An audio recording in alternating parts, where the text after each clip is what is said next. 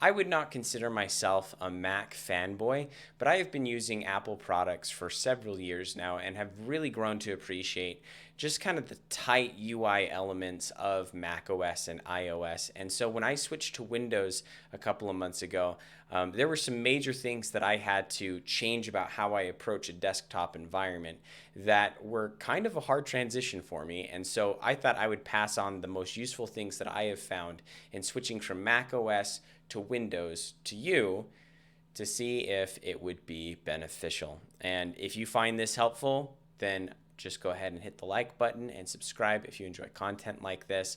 But let's get into it. The top things that I have found are really useful to understand when you're switching from Mac OS to Windows.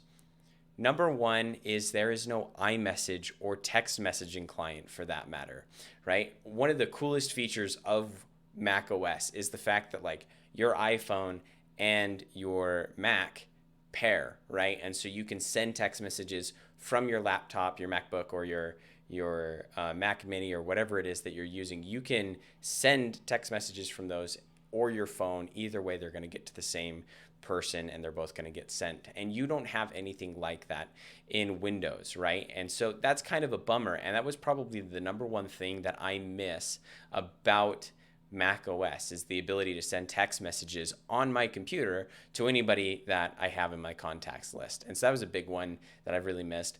Now, I do hear that if you have a Dell machine, you can use an app called Dell Mobile Connect to send text messages, but I built my PC and then I have just a Lenovo computer. So I can't verify that, but it does seem like you might be able to get a text messaging client for your laptop, for your Windows laptop, if you have a Dell machine. One of the other things that I have found super useful is Spotlight, the ability that you have to just press Command and Spacebar and you can search any app, any file, or even search the web by just typing in whatever it is you're using. It's basically like cooler than Google, right? Because it works on your computer and also on the internet, right? And it just searches whatever. And that was kind of a bummer to not see that on Windows. You do still have it on Windows. Let me show you here. I'll switch my screen. You do still have it on Windows. You can just hit the Windows key and it pulls up your launcher, it pulls up your start menu. But what it also does is it also launches a search function as well. So from here, I could search Chrome, right? And I just type that in and it pulls up a Chrome option here. Now, the best match is obviously going to be your app, right? Because that's what I want to search. But it also has web results, so it'll launch your web results. And if you set your default browser, it'll launch this in your default browser. You also have kind of categories up here, which is kind of cool. You have apps and you have documents and then you can search the web and then even more, right? Inside your email, your folders, music, whatever. And so that's kind of cool. I don't really like the way this looks, right? The fact that for me, it comes up in the top left-hand corner because I've locked my dock to the left-hand side, but for most people, it'll come up in the bottom left-hand corner. And so I don't really like that. It's fine because I usually don't look at what I'm searching, right? Whatever it is I'm searching, I'll just like hit enter without thinking about it. But there are other ways of doing this. So for instance, I have also installed an application called powertools, which allows me to, where the command key is on most or on Mac keyboards, the Alt key is on most Windows keyboards. And so if you're coming from Mac to Windows, installing powertools is really useful because I can hit Alt spacebar and it pops up this dialog box that looks almost exactly like Spotlight, and I can do the same thing. I can search files. I can search how tall are cats, right? And this one looks like it's only going to be searching your computer itself as opposed to searching the web. But if you do want to launch applications, this is a very robust tool that happens to be pretty awesome. And so I like using Power Tools in addition to just the Windows key to search things. I think that's pretty useful. And it really does replace in functionality the Spotlight function on Mac OS. So I think it's really functional and I happen to like it, so that's okay. The next thing is Notes. Now, Apple has in Mac OS and iOS and iPad OS the same Notes application. So you can transfer notes across all devices, and sync notes across all devices. Thankfully, Windows has something very similar. They call it OneNote, and then the sub app of that is Sticky Notes, right? So if I were to launch Sticky Notes here, you have basically the exact same thing. It even looks very similar, right? You can resize this window, and then you just click the plus button to add a note. Now, the downside to this, something that I really don't like, is the fact that the note itself is separate from the notes list. Now, I don't know why this bothers me. I guess I prefer, like, this doesn't need to be complicated. And so I guess in my mind, this should really just be part of that. But for some reason, they're separate, so you could exit out of the notes list and just have your note here if that's something that you prefer. And it's got pretty much all of the same functionality as your typical notes app on Mac. You know, you can bold, italicize, or underline, strike through. You can create a list, or you can add media to it, whatever you want to do. It's all pretty much the same. You can launch another note from this note. I don't know why that is, right? Why you'd want to just continue launching notes on top of notes. But you can always go back to the notes list by clicking that, and then you're back here.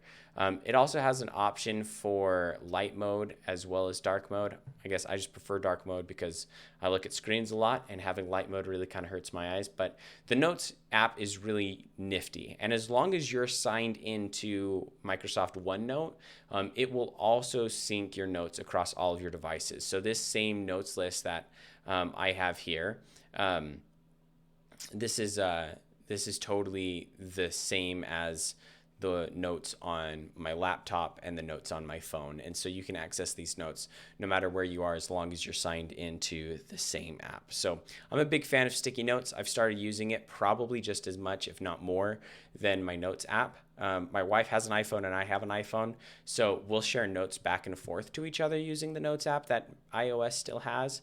But I personally use Sticky Notes now more often than I use Notes. And it was just really convenient to switch from Notes to OneNote. And then OneNote itself has some organization capabilities that go beyond just what you see here. And so you could use that, which has an extra functionality.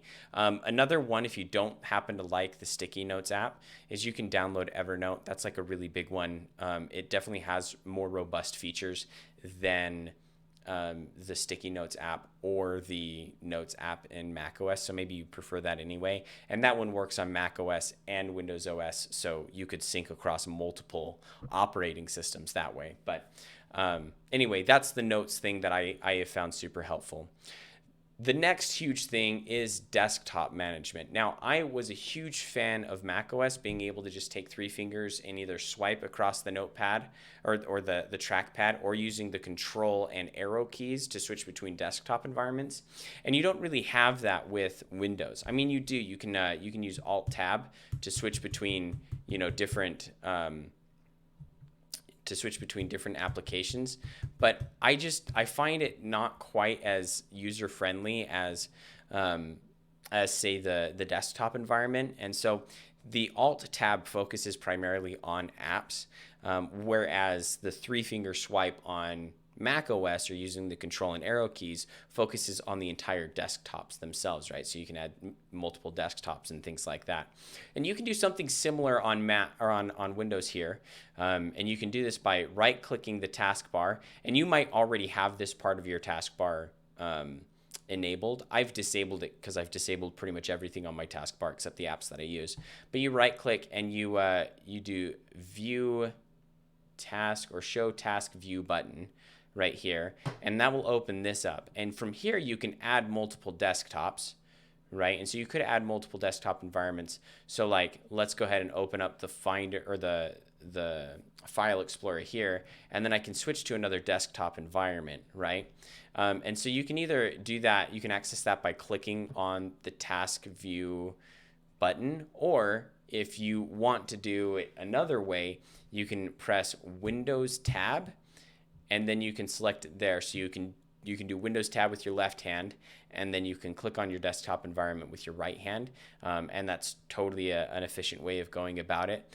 Or if you don't want to do that, you can press Shift Tab and shift up to your desktop environments, which I think is the most inefficient way of going about this, and then switch between your desktop environments using the arrow key, and then you don't have to use your mouse, right? So I'll be honest, this is just really clunky and really lame compared to how macOS handles it, right? Being able to just switch between desktop environments automatically is much more efficient on macOS than with Windows. And so I'm not a huge fan of that. I find that I don't ever use the desktop switcher or the window switcher or anything like that. And so I usually just disable the task view button. And what's interesting is once you've disabled the task view button, if you've added another desktop, you can actually still see all of your desktops up here. So you just need to enable it just to put the desktops there, and then you can use the hotkey to get there and add desktop environments after that. So yes, definitely switching between Windows is really lame, or switching between desktop environments is really lame. But something that Windows does have the edge on macOS with is being able to snap windows, right? So if I open up a window, I can snap it to the top and it goes full screen. I can snap it to the right and it goes half screen. And watch this. If I have another one here, or even if I have, I'll go to, let's say I go to Fiverr. I'll go to Fiverr. All right, if I go to Fiverr here, right, and so I have this one, which is Fiverr, this one, which is just Google, and I snap this guy to the right, it'll ask me which one I want snapped to the left. And if I don't want any, I can just click out, right? But if I want one snap to the left, it automatically snaps to the left, and all I have to do is click on it, right? And so what I have found is that even though switching between desktop environments is really lame and really slow and inefficient, right, I can snap programs all over the place in however ways I want them, right? And that has become really useful. And so I have found that it's almost just as efficient for me to snap between different windows, right? It's almost just as efficient for me to do that as it is for me to change between desktop environments on macOS, right? So I'm a big fan of being able to snap windows. And let's be honest, macOS really should have added window snapping a long time ago. Now, something that you might be wondering is, how do I change this taskbar here on the left? Now, I've done some customization to my taskbar. Obviously, most people have their taskbar along the bottom. I don't really like that because I find that most screens are 16 by 9 and I use an ultra wide monitor, right? And so I take up a lot of real estate by having the taskbar go along the bottom. And instead, I prefer the taskbar going along the side because that's where it takes up the least amount of real estate. And where I use my computer a lot for work, I want to be able to use the taskbar in the most efficient way possible. And I want, I want to be able to use as much of my screen as possible without having to worry about the taskbar. So I snap my taskbar to the left. You can obviously do that by going to taskbar settings, and then you can choose where you want your taskbar on the screen. So I could go top, which is weird. I don't know who would do that, although I think it kind of looks cool. But I definitely prefer it off on the left. Maybe it's because I've also used Ubuntu quite a bit, and this is very reminiscent of how Ubuntu looks. I don't use Linux very often, but when I do, I use Ubuntu, and so this is very reminiscent of how that looks. Now, another thing that's cool is that Mac has their dock nailed down pat, where it's very smart. It knows when you want to mouse over it and find applications. It knows when you don't, and so you can make this taskbar auto hide, and the way you do that is you just do automatically hide the taskbar in desktop mode, or I guess if you have a 2-in-1, you can automatically hide the taskbar in tablet mode. But if you want, you can just click that there, and then the taskbar hides itself, right? And then it'll go back, right? And then you just mouse over there to find the taskbar. Now, what you'll find is that if you have, let's pin a couple of tabs here. The downside to doing this is, let's say you're in full screen and you have this tab right here. If you're moving around your computer pretty quickly, right, you might find that when you go to click on a tab up here on the left, that you start triggering the taskbar. And I find that kind of annoying. I don't find it too cumbersome to have it over here on the left permanently. And so I usually switch that off, and I just have the taskbar there all the time. So I don't accidentally trigger the start button. I am just able to switch between my pinned tabs pretty quickly. So That is another big one that I find really useful, is how to hide the taskbar. If that's something that you miss about macOS, is being able to see the taskbar hide and unhide, right? And that may be useful if you have your taskbar on the bottom, or even if you have the taskbar on the right. Being able to just have it automatically hide might free up a little bit of space for you, but I just prefer it on the left, and I prefer it always locked there. So another thing that Apple is really good at with macOS is hiding everything you don't interface with as a typical user and displaying everything you do interface with. And I think a perfect example of this is apps, right? Usually when you go to your applications folder in macOS, you just have the applications, right? And so you just click once on the application and it knows that you want to launch the applications. For some reason, there are a bunch of files inside that application, and Apple knows that like you probably just want to launch the application. You don't want to explore all the guts of the application. And for some reason, Windows hasn't figured that out. And so when you want to launch a program, right, assuming you haven't pinned it here, I suppose you could take a look at all apps here, right? And but like right here, this is for my audio processor, right? And it's like sometimes there are multiple things down here, right? What if I just want to launch a Java application, right? It's like all of these things here. There are a bunch of, I guess, I don't know. It's kind of clunky that there are these folders that I have to access. And it's like here with RetroArch, right? This is the one I want. I just want this main RetroArch one. I don't want the log to file or the data folder or the website. Like I just want to launch this thing, right? But for some reason they're displaying all of the guts here, right? And it's this way with quite a few applications, where Windows will just also display the guts of your applications. And I think that's kind of lame. A good example of this as well is that like if you come to your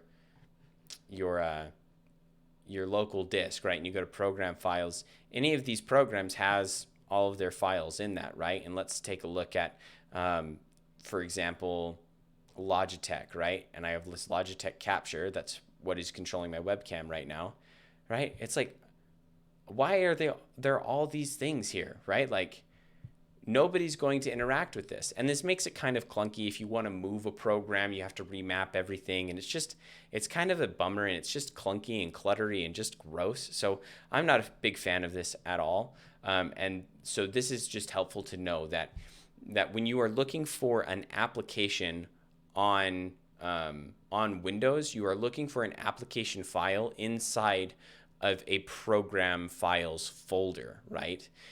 You're not looking for just an application, because Windows doesn't do a great job at bundling applications together. They kind of just have the guts spilled out everywhere, and you have to know, well, am I looking for this application file or that one or that one or that one, or that one? Like, which one am I looking for, right? And you have to know which application file it is you're looking for. And I think that's just kind of dumb. And so that's useful to know. The best way to avoid any confusion with this is to just make sure that when you install a program, you just install it exactly where you want it the first time, and then hope you don't have to move that program, right? On Mac, you can move a program to a USB, or you can move these files over there, and everything remaps automatically, and it's really nice. On Windows, it's not the case. So you're going to want to make sure that you install the programs exactly where you want them the first time, so you don't have to deal with that in the future. Now, one place where Windows does come through is customizability. Those of you who have used Windows before notice that I probably have a different clock down here in the bottom left-hand corner than you do, right? And part of the powertools application that I installed allowed me to change that. And another thing that I can do is, let's say that, I don't want my snapping tool to snap to the right or to the top or to the corner. Maybe I want them to snap in thirds. I installed powertools, and now if I hold Alt and I move this around, where'd it go? If I hold Shift and I move this around, I can snap it into thirds, right? Which is cool, because I can set up these custom zones, and maybe this is how I want my windows to snap, instead of snapping to the top corner or something like that, and so that's really useful to have in case I can't size that any smaller. This is a smaller screen, so can't size any smaller there. but maybe I don't want it to snap to the exact half or something like that. And so I can set up custom zones. And this is the nice thing about Windows that macOS doesn't really have. The nice thing about having a really clunky operating system is that somebody's probably broken it and found a way to install an application to get your desktop environment to look and function exactly the way you want it. And so there's a lot more customizability with Windows than there is with Mac OS. And that is something that I really appreciate about Windows as opposed to Mac, is that you can do all of those things. So there you have it. Hopefully this was useful to you. I know these are things that I would have found useful when first switching from Mac OS to Windows. Hopefully you found them useful as well. Let me know if you have any questions for me in the future, and I will try and get to your comment. Thanks so much, and we'll see you later.